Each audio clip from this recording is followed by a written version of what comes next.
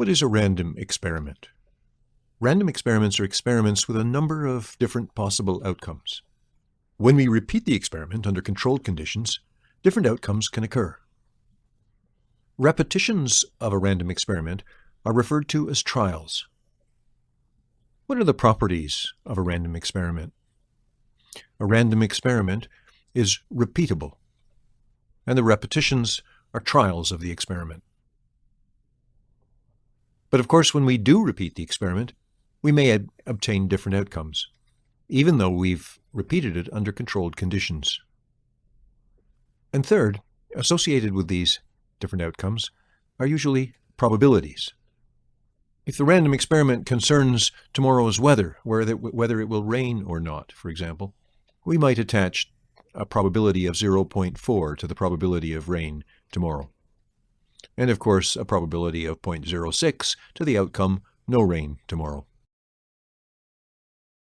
Sample space. The sample space, usually denoted S, is the set of all possible outcomes for a random experiment or process, with the property that on a given trial of the experiment, one and only one of these outcomes can in fact occur. The sample space is a set. The outcomes in the sample space are often referred to as sample points, or more simply, points. Here's an example of a sample space. Suppose my random experiment consists of taking the letters DON and arranging them at random to form another word or name. Describe a suitable sample space for this experiment. The sample space for this experiment consists of the words don, ond, no, nod, odden, and dno. There are 6 points in the set S. You'll notice that we've used these curly brackets to indicate, in fact, that S is a set with 6 distinct points in it. Notice that the number of elements in the set 6, in this case, is 3 factorial, 3 times 2 times 1. Here's a second example. Suppose we toss a fair coin 3 times. By fair, I mean the probability of heads on each toss is 1/2. What's a suitable sample space S in this example? The sample space should indicate the outcomes from each of the 3 coins. So, for example, HHH, HHT, HTH, and so on, the outcome from the first, second, and third toss, respectively. In this case, the number of points in the sample space S is 8, or 2 to the power 3. Here's a third example of a sample space. Again, we toss a fair coin, but this time we continue tossing until the first tails appears. So, for example, I can get tails on the first toss, or heads on the first, followed by a tails, or 2 heads followed by a tails, and so on, as long as the sequence terminates with a tails. How big is the sample space in this case? How many points are there? The 3 dots at the end indicates that it goes on forever, that there are an infinite number of possible sample points, because there is no guarantee that we'll get the first tails in 100 tosses, or 500, or 1,000, even though the probability of exceeding that number is very, very small. This is an example of a sample space with an infinite number of points. They are, of course, not all equally likely. We have an alternate way of writing the sample space in this case. Instead of writing out the sequence, heads, heads, heads, tails, and so on, we could just write down the number of tosses required in order to get the first tails, which is a positive integer, 1, 2, 3, and so on. What this indicates is that there is not necessarily a unique sample space for a given experiment.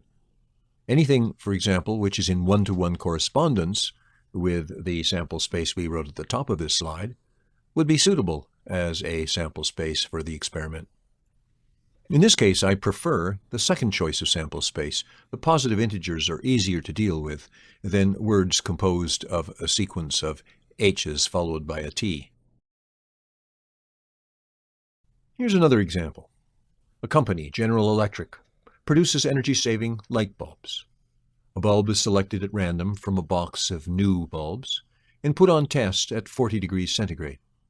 The lifetime of this light bulb is now observed. What's a suitable sample space S for this random experiment? I've chosen a sample space, the interval from 0 to infinity, possibly closed at 0, open at infinity, the set of non-negative real numbers.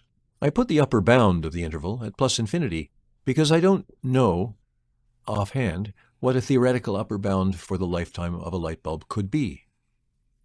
Moreover, it's quite likely that when I take measurements on the lifetime of light bulbs, we've rounded these measurements off to the nearest minute or hour or possibly day.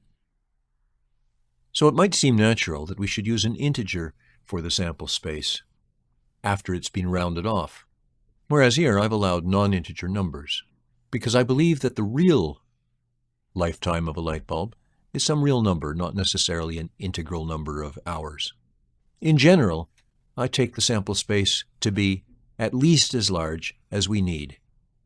If it turns out that there is an upper bound on the lifetime of light bulbs, say 10,000 hours, then I can simply assign the probability of 0 to any lifetime above that upper bound, 10,000 hours, without altering the sample space itself.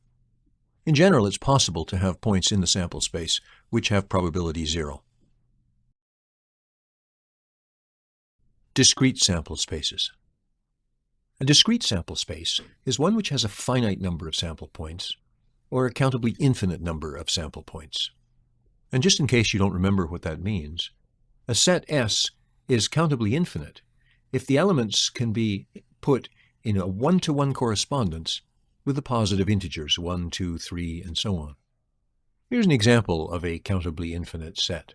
The set of all integers, positive and negative, is a countably infinite set, because I can draw a one-to-one correspondence between this set and the positive integers. For example, I can put 0 as first in my list, 1 as second, minus 1 as third, 2 as fourth, minus 2 as fifth. In other words, I can give them some form of order. I can write them down in a sequential order, starting at the middle and working out towards the edges. Thus, I've constructed a one-to-one correspondence with the positive integers. For a given positive integer, I can figure out which element of this set corresponds. If you give me the element of the set, like minus 3, then I can tell you that that corresponds to the 7th positive integer, to the integer 7. In general, if I can arrange a set in a sequence, then the set is countable, countably infinite if there are infinitely many points. Which sample spaces that we've looked at so far are discrete? In example 1, S consisted of the points DON, OND, NDO, and so on. That's a finite number of sample points. In fact, it has 6, and so it's discrete. Similarly, example 2 consisted of sequences of H's and T's. In fact, there were 8 distinct points in S.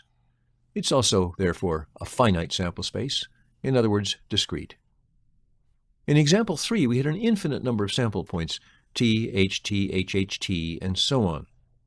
But it was easy to construct a one-to-one correspondence with the positive integers. Indeed, if we simply count how many letters there are in a given point, HHHT has 4, for example, that is a construction of a one-to-one correspondence with the positive integers. This is a countably infinite set. The sample space, therefore, is discrete. In example 4, by contrast, S consisted of the interval from 0 up to infinity. It included all real numbers in that interval. This isn't certainly an infinite set. There are infinitely many points, but it's not difficult to show that the number of real numbers in an interval from 0 up to infinity, or even from the interval from 0 up to 1, the number of real numbers is not countable. It's an uncountably infinite set. So this is an example of a sample space which is not discrete, and we'll deal with them a little later on.